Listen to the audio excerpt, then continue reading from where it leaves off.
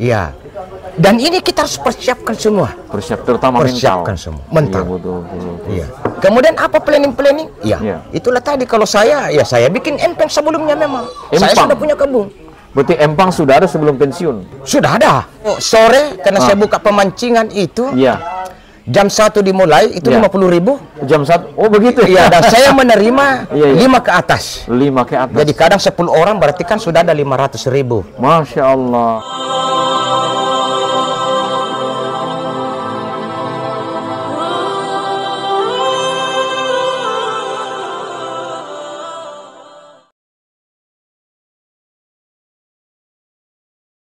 Oke. Baik. Assalamualaikum warahmatullahi wabarakatuh.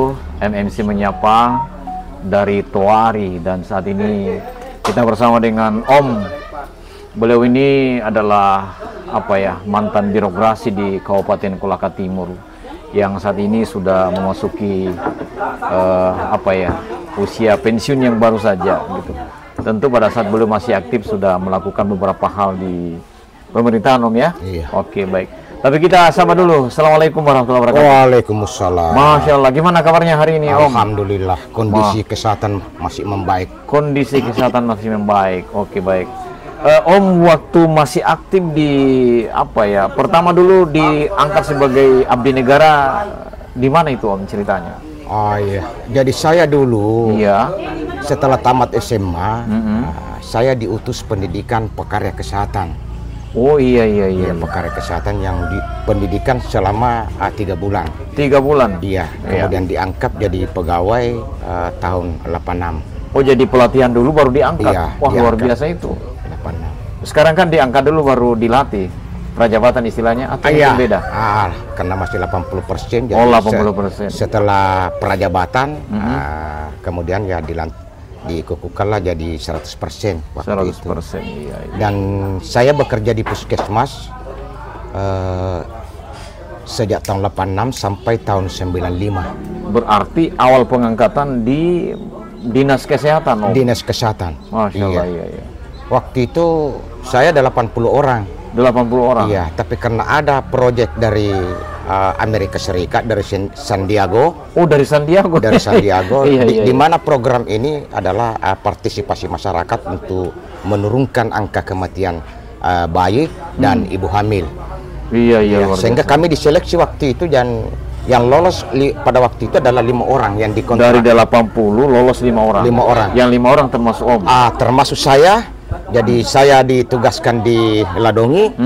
Kemudian ada teman satu yang namanya Muhammad Nasir di Mawewe. Iya. Kemudian Pak Bangu yang sekarang dosen di Universitas November. Iya. Dia ditugaskan di Toshiba. Dan Epodius Nasus di Toari yang juga masih aktif sekarang jadi dosen. Betapa 5 orang itu tersebar di beberapa wilayah? Iya, 5 kecamatan untuk membina masyarakat, melatih dukun bayi dan lain-lain. Waktu itu. Dukun bayi? Iya. Yang orang sekarang kenal dengan dokter mungkin, bukan? Beda?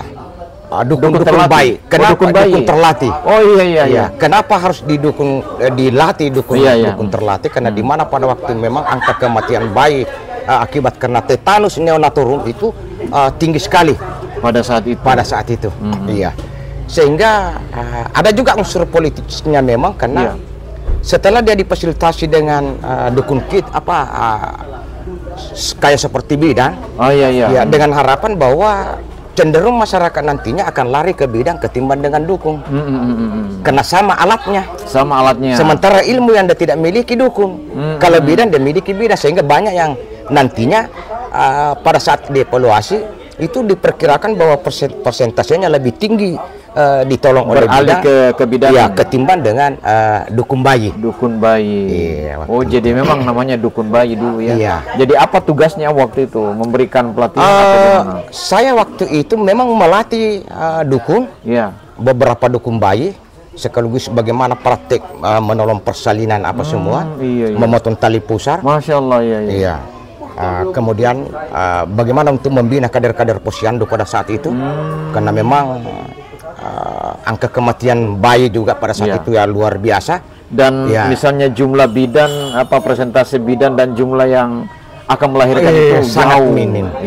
Minim sekali. Tenaga puskesmas sangat kurang. Betul. Berapa tahun Om jalan itu menjadi pelatih dukun? Pelatih dukun selama 3 tahun. Selama 3 tahun. Dan bukan hanya ladong yang kami bina, tapi memang 5 orang ini kerjasama untuk membina 5 kecamatan. Berarti ketika dievaluasi memang gimana hasilnya? Ya, alhamdulillah bahwa setelah evaluasi 3 tahun kemudian ternyata kita berhasil. Kita berhasil. Angka kematian mulai menurun. Kemudian partisipasi masyarakat aktif juga di Posyandu. Pada saat itu. Iya. Jadi kesadaran masyarakat untuk itu memang meningkat. Iya, meningkat. Kemudian angka kematian akibat karena diare juga sudah menurun, karena di mana ibu-ibu memang kita ajari bagaimana cara membuat larutan gula garam secara alami, saat itu, natural waktu itu. Iya benar. Gitu. Jadi setelah itu menjalani tugas sebagai pelatih, untuk tugas Om sebagai abdi negara pada saat itu masih bertahan di dinas kesehatan? Saya masih bertahan di puskesmas, jadi juru imunisasi pada saat juru imunisasi selama 7 tahun. Mas Tonti juga? Iya, selama 7 tahun, dan itu setiap tahun saya toladan untuk Kabupaten Kolaka.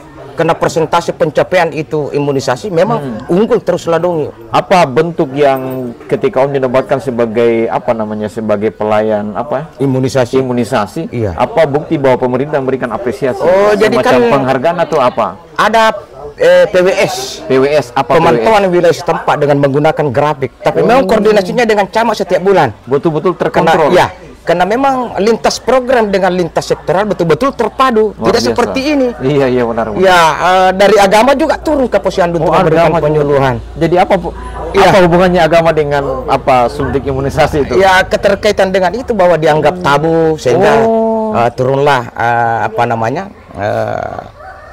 tokoh agama untuk memberikan penyuluhan, memastikan bahwa apa yang dilakukan oleh dinas kesehatan tidak bertentangan dengan syariat agama. Iya, betul. Luar biasa.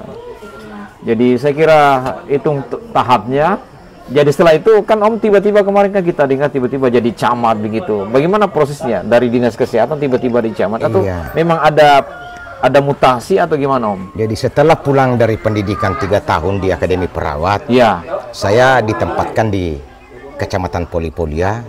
Jadi petugas puskesmas pembantu, kepala puskesmas pembantu. Berarti ke kecamatan tapi masih di bidang kesehatan sebagai kepala puskesmas pembantu.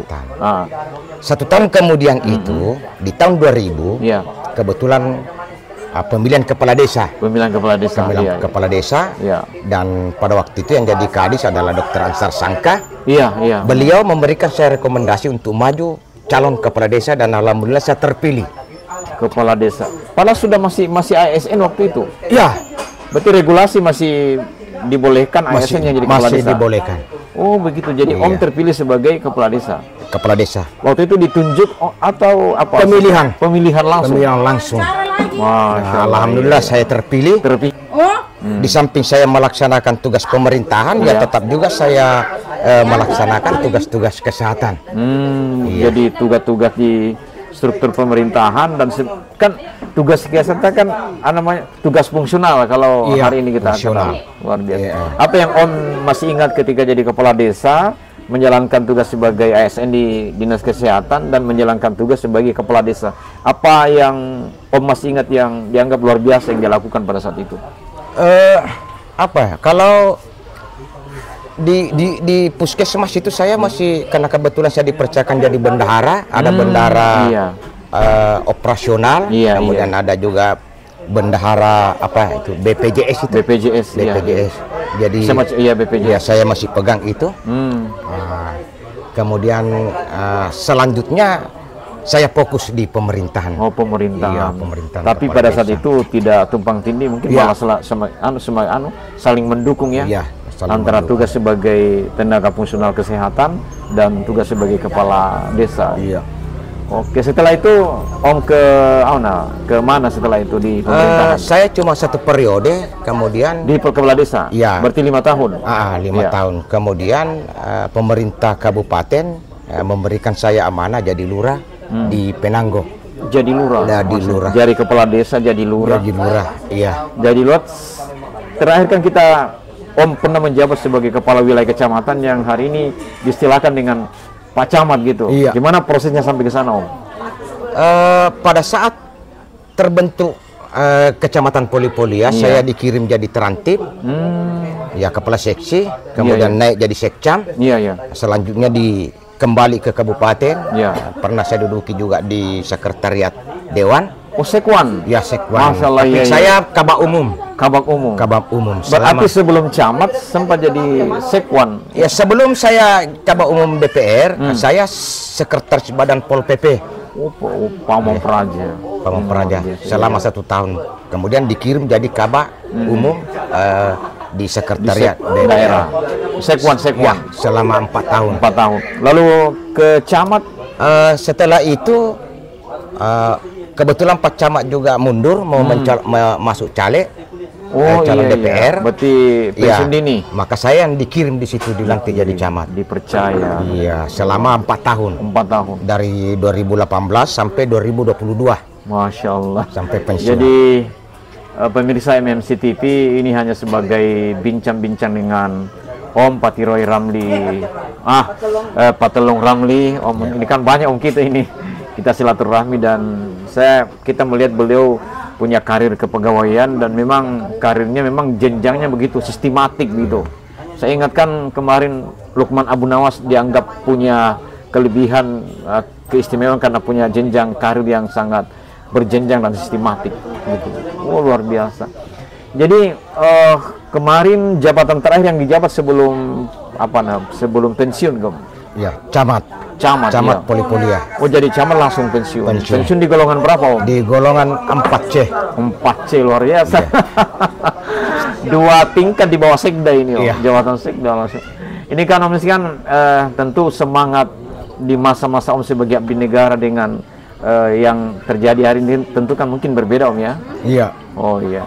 Kira-kira mungkin apa pesan bagi ASN yang mungkin masih baru memulai karir, khususnya di Kolaka dan Kolaka Timur, Om? Iya. Gimana? Jadi saya kira harapan saya itu teman-teman yang diangkat jadi PNS, memang yang pertama yang harus kita laksanakan adalah loyal terhadap pimpinan. Loyal terhadap pimpinan. Iya. Bagaimana konsepnya loyal terhadap pimpinan? Apapun perintah pimpinan. Loyal. Bahkan mulai dari pemilihan bupati, kita sebagai bawahan tetap harus loyal. Persoalan terpilih dan tidak terpilih itu bukan urusan kami, itu urusan Allah. Dan Om sudah lakukan itu. Dan saya sudah lakukan. Dan Om bangga dengan itu. Bangga dengan itu. Loyal terhadap pimpinan itu kan memang sudah salah satu isyarat agama. Iya. Ya, bahwa kita harus loyal, atiullah wa atiur rasul wa ulil amri minkum. Sebab kita yang memilih dia sebagai pemimpin dan kita yakin dan kita percaya apapun yang disampaikan adalah sebuah kebenaran birokrasi dan kita harus loyal. Luar biasa. Oke, baik. Selain loyal, Om, apa ini pesan-pesan ini ASN yang baru ini? Selain loyalitas, yang pertama kita terapkan sebagai ASN itu adalah pertama transparan. Terbuka. Kemudian, terbuka. Oh iya. Nggak ada yang perlu ditutup-tutupi. Benar. Iya. Kemudian partisipatif. Partisipatif itu. Iya, partisipatif. Selalu libatkan semua. Oh, begitu. Elemen yang ada. Loyal, kemudian transparan, terbuka, partisipatif. Oke. Kemudian akuntabel. Iya. Dalam konsep akuntabel itu apa itu? Semua harus dicatat. Terukur. Kalau tidak ada pulpen, ambil pensil. Bahwa pernah saya lakukan ini dan ada uang yang saya pernah pakai seperti ini, catat semua. Dan hubungannya akuntabilitas itu dengan tanggung jawab itu apa hubungannya? Saya kira itulah tanggung jawab. Karena itu yang akan dipaparkan. Semacam perangkat-perangkat laporan nanti. Iya, menjadi bahan laporan. Itulah akuntabel. Iya. Sehingga kita tidak kelabakan pada saat ada pemeriksaan, ada apa. Semua sudah siap. Tidak ada yang perlu ditutup-tutupi. Akuntabel. Jadi pernah kita menyurat, pernah kita memberikan teguran, dicatat. Betul. Pernah kita mengeluarkan uang atau pernah kita menerima uang. Perbaiki administrasi. Iya, benar. Berarti nanti kalau ada prinsip akuntabel, nanti kita sebagai negara akan mudah bertanggungjawabkan ke BPK ya? BPK. Badan Pemeriksa Keuangan. Dan jangan sekali-sekali makan haknya orang. Jangan sekali-sekali makan haknya orang. Kalau mau sehat. Dan terbukti hari ini Om ini masih sehat. Ini sudah usia berapa sekarang? Sudah 63 tahun. 63 tahun. Sudah 5 tahun setelah pensiun. Baru 3 tahun. Baru 3 tahun. Karena sesungguhnya saya lahir di 62, bukan 64. Iya. Kalau di jasa kan 64. 64. Ya.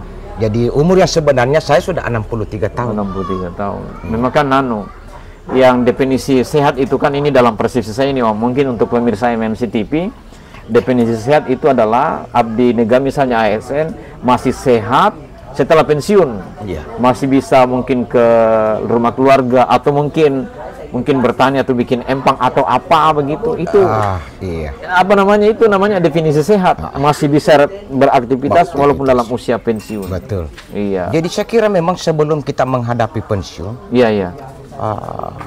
kita harus memang pertama persiapkan mental. Mempersiapkan mental. Kemudian memang sudah ada planning, sudah ada perencanaan bahwa apa yang saya harus kerja setelah pensiun. Benar. Iya. Banyak orang pensiun tapi merasa tidak merdeka. Iya. Dia kebingungan. Mau bikin apa ini? Mau kerja apa? Iya. Tiba-tiba seperti mata rantai hidupnya diputus. Langsung terputus dan tidak ada lagi yang menghargai. Tidak dianggap lagi sebagai tokoh masyarakat. Dia minder, pergi ke pesta tidak diundang lagi, duduk di depan. Tidak Iya. Dan ini kita harus persiapkan semua. Terutama persiapkan mental. semua. Mental. Iya, betul. Iya. Kemudian apa planning? Iya. Itulah tadi kalau saya bikin empang sebelumnya memang. Saya sudah punya kebun. Berarti empang sudah ada sebelum pensiun? Sudah ada. Cara Om mempersiapkan masa pensiun? Iya. Cerdas ya. Sudah ada semua. Sekarang produktif dikelola? Alhamdulillah. Masya Allah. Kalau sore, karena saya buka pemancingan itu. Iya. Jam 1 dimulai, itu 50.000. Jam 1? Oh begitu? Iya, dan saya menerima 5 ke atas. 5 ke atas. Jadi kadang 10 orang berarti kan sudah ada 500.000. Masya Allah, luar biasa. Belum lagi sayur-sayuran, kemudian lombok, pepaya. Artinya kita benar-benar penasaran nanti jalan-jalan ke rumahnya Om, pensiunan dan hari ini masih aktif, kemudian sehat, mengelola empang, malah taman-taman perkebunan dan produktif, menghasilkan uang. Alhamdulillah. Dan masyarakat suka datang. Nanti Om, kita nanti jalan-jalan ke empangnya. Iya, silakan. Iya, mungkin jadi tadi ini untuk pesan-pesan teman-teman yang ASN yang mungkin baru memulai karir. Yang prinsip pertama adalah loyalitas, yang kedua adalah transparan, kemudian partisipatif, dan akuntabel. Masya Allah. Mungkin pesan sebelum kita tutup percakapan kita hari ini di MMC TV Menyapa bersama dengan Telong Ramli, Masya Allah. Pendidikan terakhir kemarin sebelum pensiun S1. Sarjana strata 1. 5 tahun diperjuangkan itu Om. Iya. Oke. Mungkin begitu Om. Terima kasih sudah ada di studio terbuka MMC TV Menyapa. Dan nanti untuk keluarga Ramli Daud yang lain nanti kita akan wawancara. Oke, mungkin pesan-pesan buat keluarga, mungkin menjaga kekompakan atau kebersamaan. Jadi saya pesankan kepada semua keluarga besar Ramli Daud. Yang pertama, jangan putuskan hubungan silaturahmi. Masya Allah. Saling kunjung mengunjungi. Iya. Untuk memperpanjang umur kita. Iya. Dan ingat, orang yang tidak pernah melaksanakan silaturahmi, di titian Siratal Mustaqim susah untuk kita lalui. Seberangi. Masya Allah. Iya. Jadi begitu sulitnya nanti kita akan melewati jembatan Siratal Mustaqim nanti di akhirat. Tapi kalau kita rajin bersilaturahmi, dia menjadi dimudahkan nanti meniti jembatan sirat. Luar biasa. Oke, itu pesan-pesan dari beliau, Om, sebagai ASN yang pernah meniti karir yang begitu berjenjang dan sistematik, dan kemudian beliau sudah menyampaikan tentang prinsip-prinsip birokrasi yang harus dibangun, dan kemudian bagaimana cara kita membangun pola pikir dan pola hidup setelah pensiun. Dan terbukti Om hari ini sudah pensiun, masih sehat, dan punya usaha yang benar-benar produktif. Nah, gitu. Oke, makasih Om sudah datang di studio MMC Menyapa. Demikian MMC Menyapa, semoga kita semua diberikan kekuatan lahir dan batin oleh Allah Subhanahu wa Ta'ala, Sang Pencipta dan Pendesain alam semesta. Assalamualaikum warahmatullahi wabarakatuh. Waalaikumsalam. Oke. Allah.